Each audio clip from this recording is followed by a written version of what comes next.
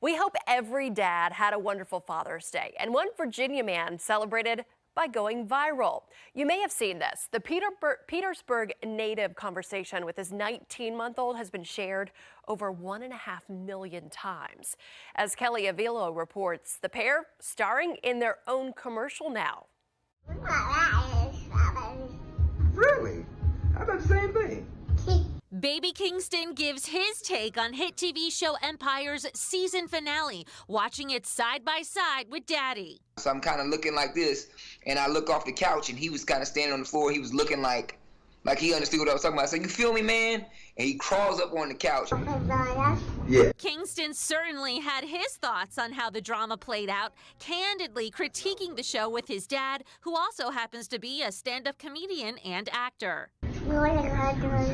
That's what I was wondering. I don't know what they're going to do next season because they did some stuff this time. Exactly what I was thinking. The post was viewed millions of times and racked up 374,000 comments. Even Denny's took notice. The father-son duo starred in this Father's Day commercial, having another one of their epic conversations. What's going on in your life, huh? Really? You got me.